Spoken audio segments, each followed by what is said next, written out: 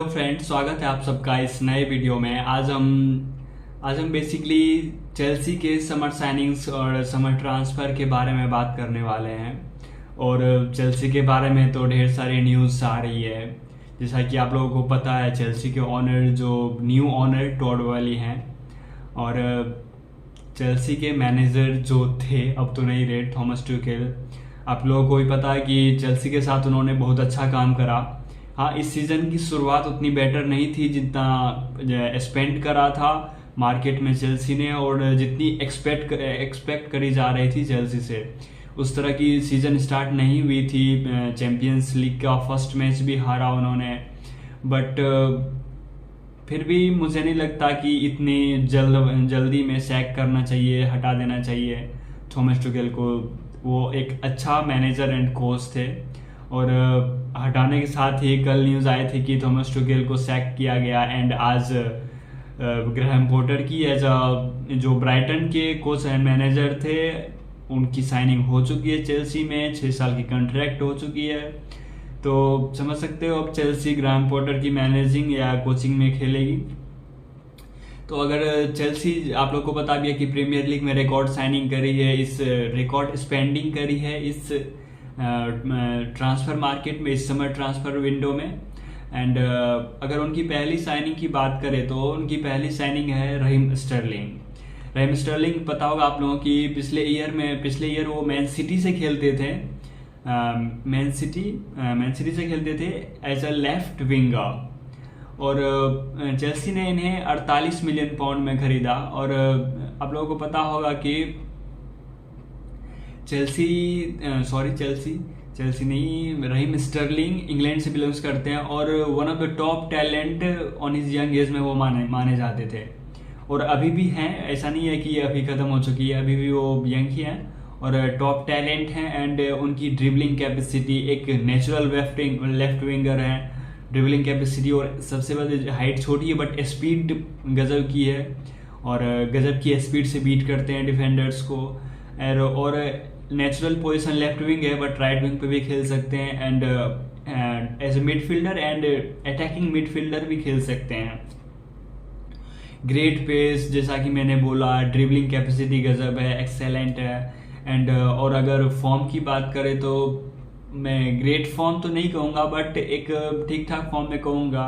Premiere league में 3 गोल लगा चुके हैं, और अच्छी, अभी तक तो शुरुआत नहीं हुई है चेल्सी की सही से, बट फिर भी मैं कहूँगा कि एक अच्छी साइनिंग है। मुझे ये साइनिंग बहुत अच्छा लगा, पार्टिकुलरली अगर इस साइनिंग की बात करो तो रहीम स्टर्लिंग का, क्योंकि चेल्सी को ज़रूरत थी एक फ्रंट लाइन लेफ्ट विंगर की। एंड रहीम स्टर्लिंग जैसा विंगर, मुझे नहीं लगता इससे बेटर विंगर कोई होता लेफ्ट विंग पे, जो नेचुरल लेफ्ट विंगर है मार्केट में।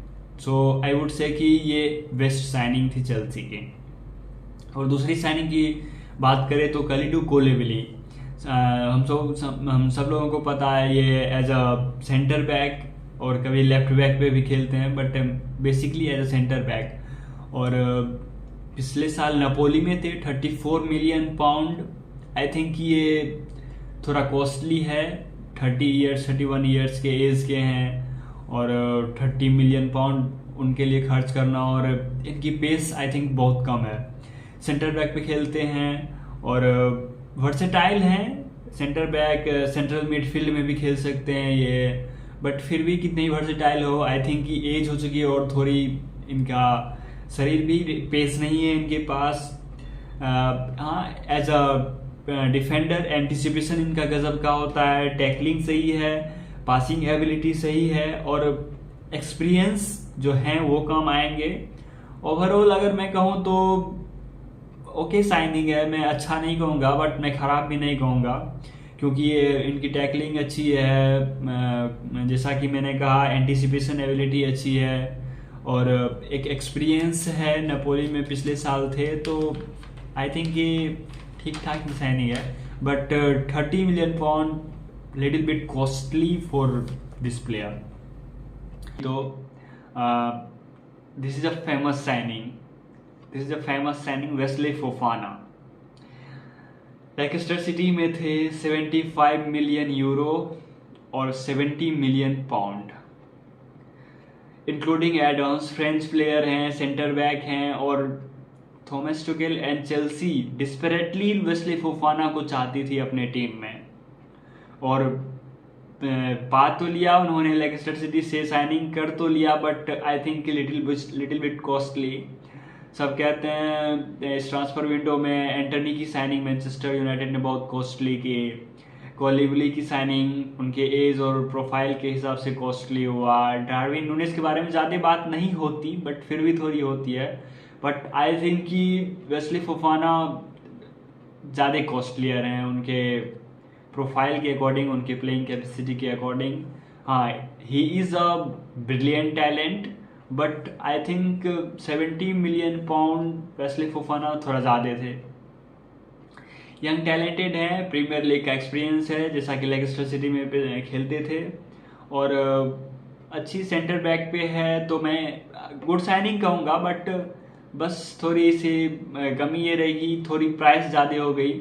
आप कह सकते हो कि ट्रांसफ़र विंडो के एंड आते आते हो जाता है, अगर आप अर्ली ट्रांसफ़र विंडो में साइनिंग नहीं करें तो, जैसा कि एंटनी के केस में भी हुआ था, थोड़ी लिटिल बिट कॉस्टली हो जाती है। और अगर तीसरी साइनिंग की बात करें तो ये भी बहुत फेमस साइनिंग रही, मार्क कुकरेला। 60 मिलियन पाउंड ब्राइटन में थे, चेल्सी ने साइन करा। स्पेन से हैं, लेफ्ट बैक पे खेलते हैं, मिडफील्ड में भी खेलते हैं, लेफ्ट मिडफील्ड, राइट मिडफील्ड पे भी देखा है मैंने खेलते हुए चेल्सी में।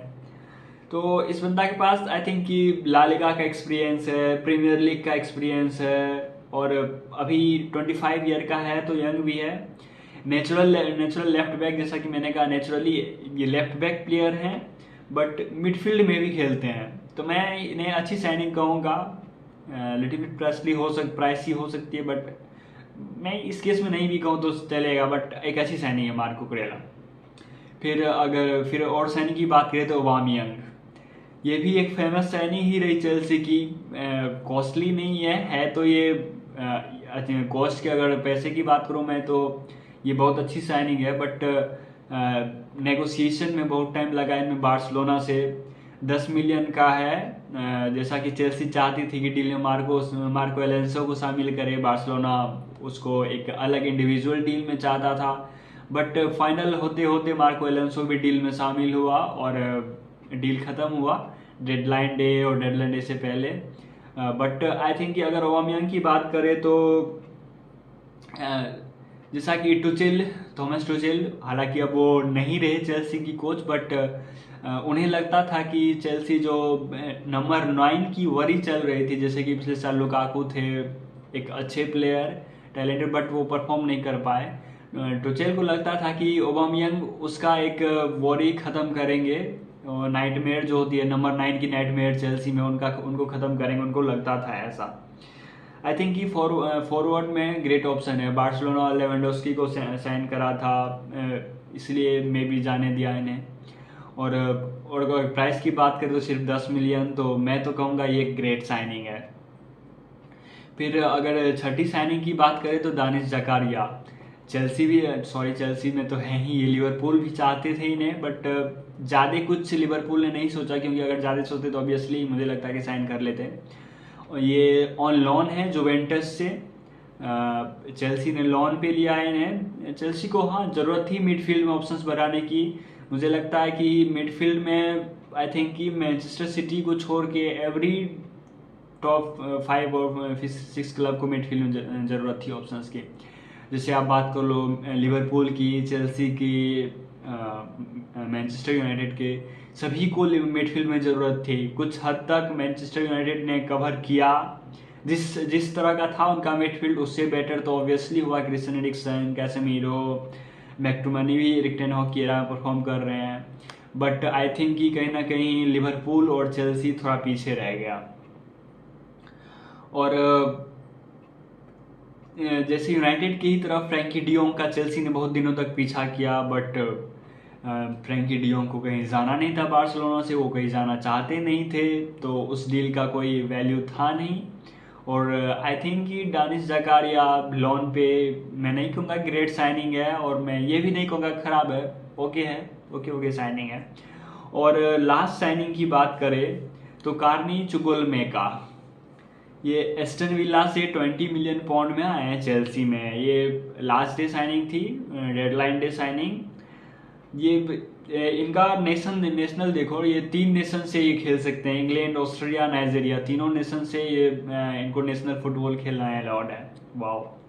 एक 18 साल का मिडफील्डर, 18 साल का है, ऑब्वियसली अभी यंग है, and Premier League Aston Villa से खेल चुका है। ऐसा नहीं है कि डेब्यू नहीं करा है, अंडर 21 खेल रहा है, but Premier League higher level पे खेल चुका है वो, मेन टीम में खेल चुका है वो। तो एक फ्यूचर प्रोस्पेक्ट, और बंदा को अभी ना इंग्लैंड का one of the greatest future talent माना जाता है कार्नी को।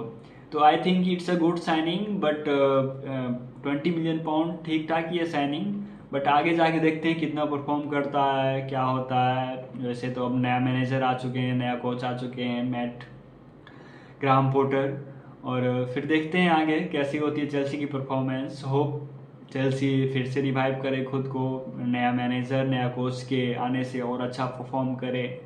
वैसे तो मुझे नहीं लगता कि थॉमस टुचेल को हटाना चाहिए, बट अब जो हो चुका है। होप कि ग्राहम पोटर के आने से चेल्सी अच्छा परफॉर्म करे, और जैसा देखते हैं, जैसा चेल्सी के फैंस एक्सपेक्ट करते हैं, वो परफॉर्मेंस देखने को मिले। आज के वीडियो के लिए इतना ही। चेल्सी का ट्रांसफ़र विंडो था ये। अगर ओवरऑल बात करें तो आई थिंक कि 8.5 पॉइंट दूंगा मैं, 8.5 पॉइंट ऑन 10 चेल्सी की समर साइनिंग्स को। बाकी आप लोग बताइए कि जो मैं मिस कर रहा हूँ, या और किसी चेल्सी को साइन करना चाहिए मिडफील्ड में या फिर स्ट्राइकिंग ऑप्शंस में, आप लोग कमेंट सेक्शन में बता सकते हो। बाकी वीडियो के देखने के लिए धन्यवाद। बाय।